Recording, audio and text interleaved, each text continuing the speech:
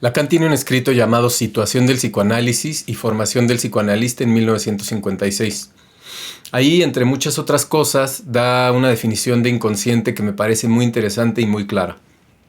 Esto no quiere decir que se pueda sostener la misma definición durante toda la enseñanza de Lacan, ni tampoco que lo que haya dicho después sea mejor o que Lacan se haya ido superando con el tiempo, ni nada por el estilo. En este texto, lo que dice Lacan es que Freud descubrió los efectos del inconsciente en el lenguaje, por lo que habría que reconocer que estos efectos del inconsciente también denotan un procedimiento del lenguaje. Incluso, dice Lacan, cito, no hay forma tan elaborada del estilo que el inconsciente no abunde en ella. Por lo tanto, dice que si bien no es necesario que los analistas aprendan poesía, sí sería bueno que se les impusiera un rudimento, dice, que los formase en la problemática del lenguaje. Ese rudimento se trata de la distinción entre significado y significante y de la primacía del significante sobre el significado. Dice Lacan que solo el psicoanálisis es capaz de obligarnos a reconocer la primacía del significante en nuestro pensamiento, pues demuestra el psicoanálisis que el significante crea significaciones que esclavizan al sujeto. Un poco más adelante dice que la verdad del descubrimiento de Freud es que la verdad nunca pierde sus derechos y que solo el registro de la verdad nos permite conceptualizar la duración inextinguible del deseo. Y esto es muy importante porque lo que nos está diciendo aquí es que ese registro de la verdad es la determinación simbólica. Lo repito. La determinación simbólica es el registro de la verdad.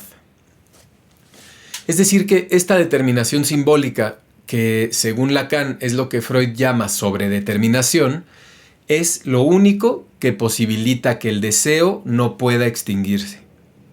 La determinación simbólica, continúa Lacan, es un hecho de sintaxis.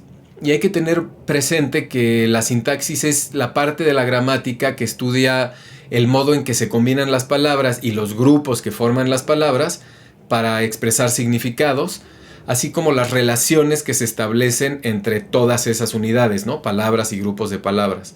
Y es ahí donde, según Lacan, podemos encontrar lo indestructible del deseo.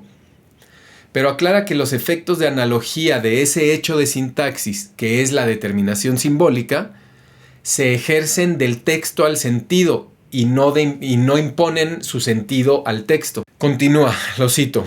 De esta determinación simbólica, la lógica combinatoria nos da la forma más radical y hay que saber renunciar a la exigencia ingenua que quisiera someter su origen a las vicisitudes de la organización cerebral que la refleja ocasionalmente. Fin de la cita.